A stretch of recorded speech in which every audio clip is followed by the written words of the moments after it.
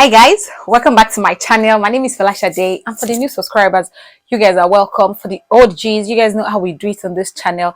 Please do well if you're just stopping by to check my other videos.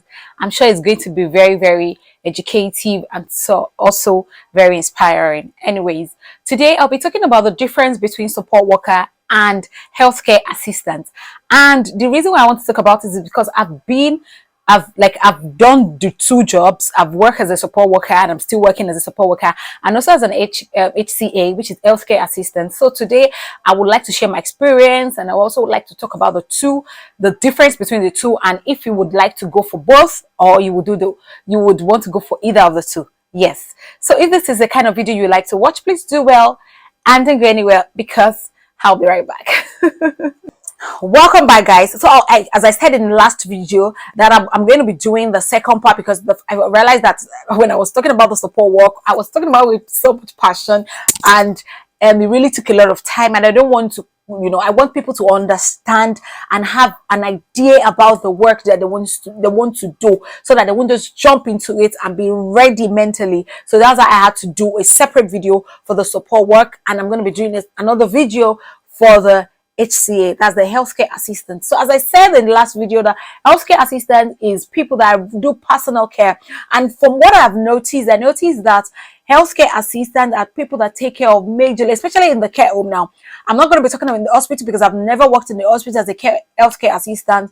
I've only worked in a care home, and I've not done it in domiciliary home. And all those things that I'm saying is based on my own experience, not anything that, yes, so I'm a prophet. No, it's based on what I've seen and I have done. Yes, guys. So I've worked in the only care homes, so I'll be talking about all the points I'll be giving is based on care home. So as care home, in a care home rather, when you come in the morning, you meet, you sit down, you clock in as well, then you meet with the other staff, the nice staff. That one thing I notice about care home is that they usually have majorly old people. Care home majorly has old people, like people that are retired. Yes, majorly old people. And also when they don't have a lot of staff like that of support. They don't have a lot of staff like that of support. You can basically have like 5 staff for, like, let's say 20 something patients or service user. I think we use patient for them in care home. Yes, you can just have, so that's how, it's not really tedious. It is tedious though, but because they are old people and they don't go out to say they want to stroll. Unlike support, we have very young people in support, and they'll say they are going out, so you have to follow them, and do you understand? So they require a lot of staff. But for care home, they are old. They are not going anywhere. The highest they can go is go into the garden or go into their lounge. They've got lounge, like a sitting area. They've got dining area. They sit down there and have their tea and whatnot. So I'm going to be going into it in detail now. So when you come in the morning, the night staff, they give you the background of what happened at night and everything. They share it. And the next thing, they also have 1-to-1 and they have 2-to-1. 1-to-1 is the person that you alone can do personal care for. They don't need any stress. You don't have to use the hoist. You don't have to use a standing aid. You don't have to use any machine at all. So you can just, some of them that is 1-to-1 are working. So your own is to just take care of them, clean them up. I can't be saying all those cleaning, personal care. You do it for the 1-to-1. Then for the 2-to-1 might need hoist. There's a machine called hoist that you use to lift them up and put them, when you're done with the we also have a sling. We use that sling to carry them with the hoist machine. So the sling is what we put underneath them to roll them to one side when you want to remove something or you are wearing something to them. Then you roll them back to the other side to change them as well. So you need 2 people. So by the time you roll them, it's 1 person on the other side that will hold them. When you roll them to the other side, another person will hold them. So that's why you need 2 staff for them. And also using the hoist, 1 person. Let me tell you something. Don't let anybody bully you or push you into using hoist. Like 1 person should use hoist. It is not allowed. It is not allowed anywhere. When I did my training, they told us, don't, even if they're angry at you, tell them you're not going to do it. Don't let anybody put you in trouble. So fam, don't let anyone put you into trouble. Don't let anybody bully you or say, hey, you have to do it is a lie. Don't allow them. It is not allowed. No single person should handle a hoist or an hoist or whatsoever they call it.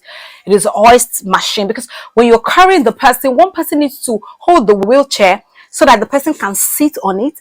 And be careful, there is one thing that is usually, that's where you hang the sling. Usually, if you're not careful, you can hit the person in the on the forehead.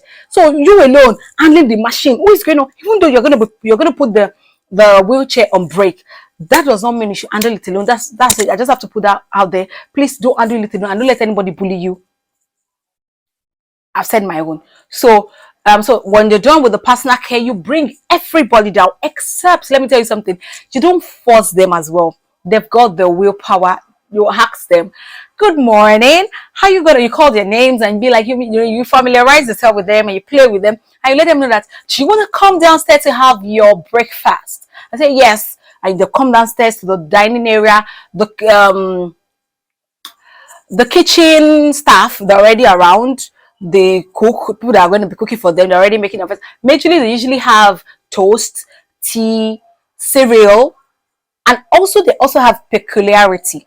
It's not everyone that you give cereal. It's not everyone that you give toast. So they are very, some of them are babies. They have to eat something like mashed potatoes, something like is moist. They have high risk of choking. So you need to read their care plan as well to know what and what. And also the people in the kitchen, they also know what and what to give each person. So it's very, very important as well. So like, so don't let any, so you have to read their care plan and also know about what and what they eat as well. So once they're downstairs, then after their breakfast, you take them to the lounging area. They will prepare, you will take them to the lounge. That's where there's just seats and just relax. Then that's where we prepare to, you now start, that they have dining, they have dining room. So that's where you now start preparing what they're going to eat. They usually eat their dinner, we call it dinner, yeah. They usually eat it around 12.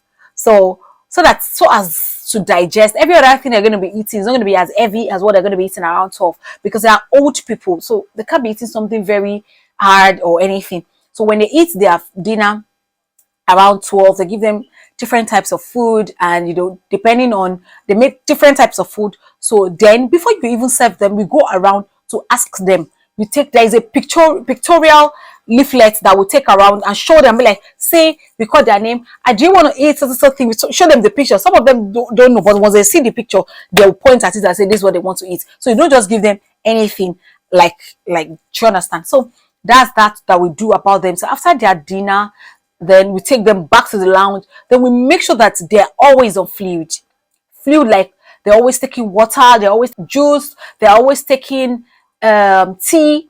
They do they also have, after the dinner, they have tea time.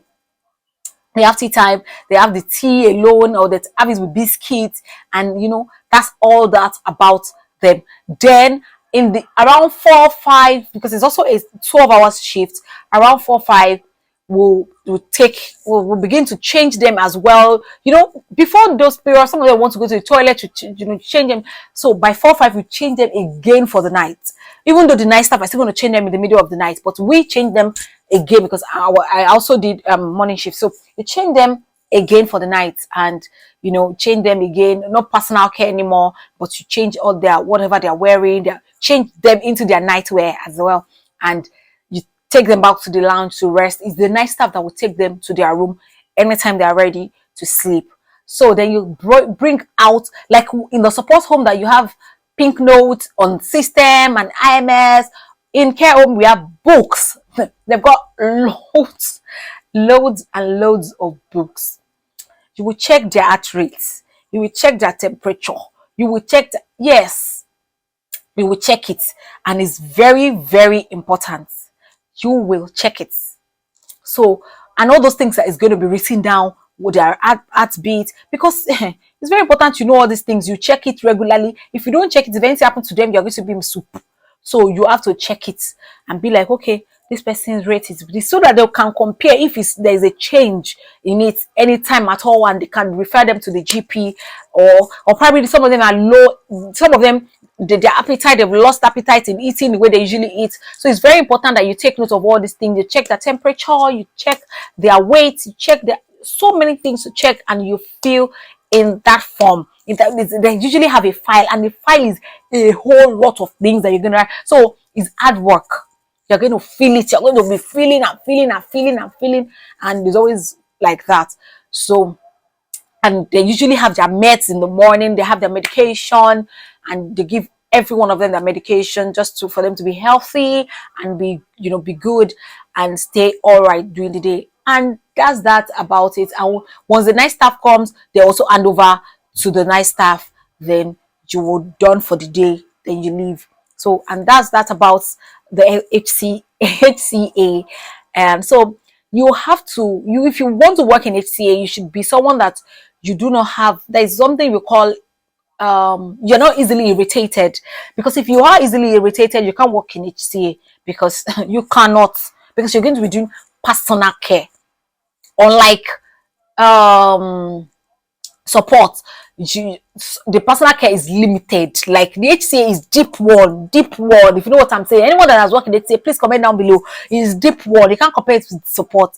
So support in mental health disability now that I'm talking about. So it's very, very important as well. Also in support, they take their medication. You give them drugs. They've got morning drugs and evening drugs. So that you give them, or they call it night drugs as well. So it's very important that you give the drugs. So guys, if you feel like this video has helped you, if I didn't touch anything as well, please, if you know you've worked in any of this, please comment down below. Yeah, thank you so much for watching. Thank you for your support. Thank you for anything. Please do your research more and more. If you want to go into any of this work, do your research. And they are both humanly rewarding. I'm telling you, it makes you see life in another way. It makes you see life, you'll be very empathetic. I'm telling you, if you're someone that is empathetic before, you will be more empathetic, and it will help you, and it will help you see life in another way. So please guys, love this video, smack the like button, subscribe,